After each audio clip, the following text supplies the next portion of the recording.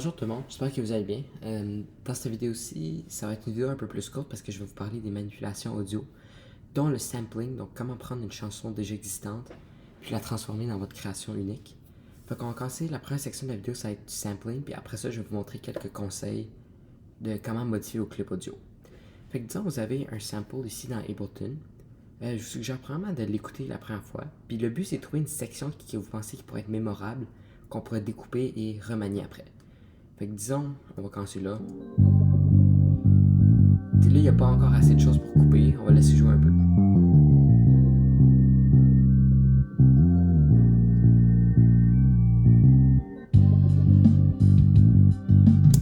Fait que disons, on trouve cette section-ci. Moi, je pense qu'on pourrait faire quelque chose avec. Donc, on pourrait prendre, on peut copier-coller la section. Puis disons, on ne veut pas travailler trop loin. On peut juste tout effacer, copier-coller. Puis de là, on peut quand même ajuster, puis ça va nous remettre où est-ce qu'on était rendu. Fait que le but, c'est de trouver un rythme, dans le fond, qui va faire en sorte que notre sample va bien sonner.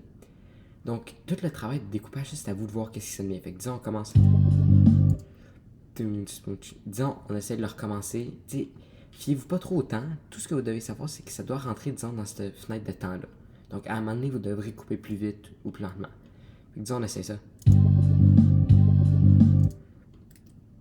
Disons, on peut le recommencer plus vite, puis après, on le rejoue. Après ça, on pourrait faire une pause un peu plus longue, le recommencer. T'sais, c'est vraiment libre à vous. Disons, juste un exemple comme ça.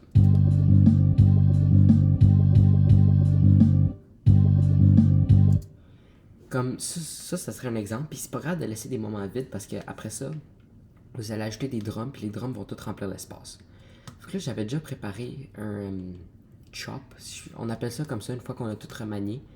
Donc il y a bien des pauses, mais vous allez voir, il y a quand même du rythme, puis ça devient assez catchy quand on l'écoute.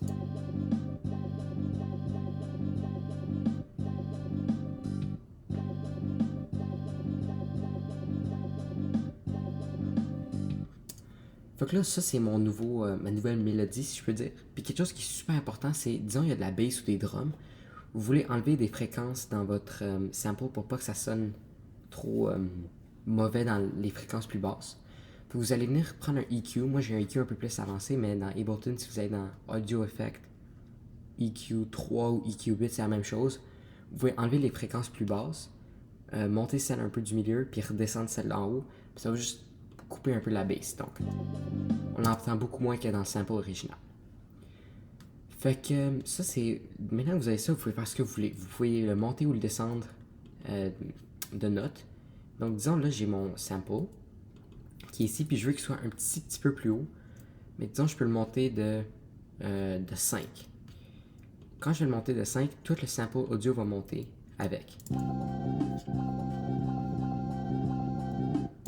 Là, le problème, c'est que ça sonne pas bien. Donc, disons, on le descend de 5, voir qu'est-ce que ça donne.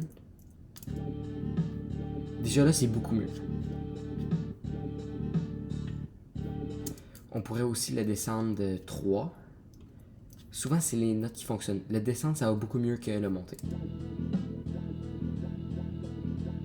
Quelque chose d'autre qui est super important, c'est si vous jouez avec des samples, il ne faut surtout pas cliquer sur le bouton Warp. Il faut tout laisser comme c'est parce que sinon, ça va tout défaire le sample. La seule affaire que vous pourriez peut-être faire, c'est, disons, vous avez un tempo un peu plus vite, puis vos sons ne matchent pas. Vous pouvez changer le BPM du Warp, mais à part ça, je vous suggère pas de toucher. Fait que disons, là, j'ai fait 3 exemples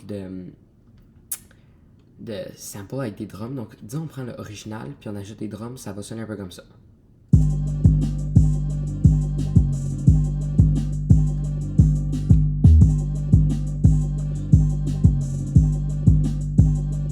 On le descend.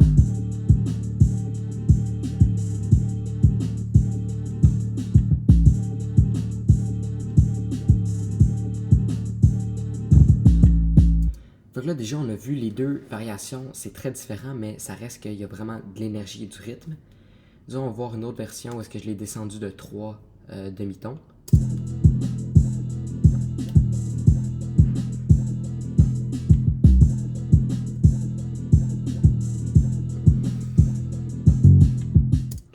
Fait que ça, c'est pas mal les manipulations audio qu'on peut faire. Une dernière affaire que je pourrais vous montrer, c'est reverse le clip.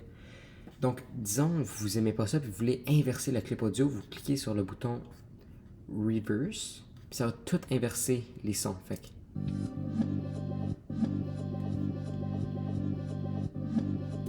que ça, je vous suggère vraiment de faire ça quand que vous avez plus d'idées ou que vous avez besoin d'un peu d'inspiration.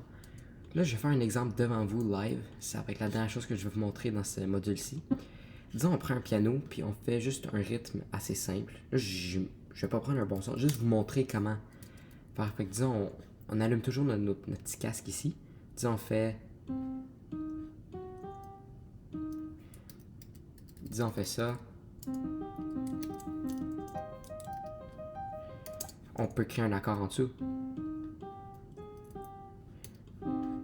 Puis on va mettre une variation, on va descendre de 1.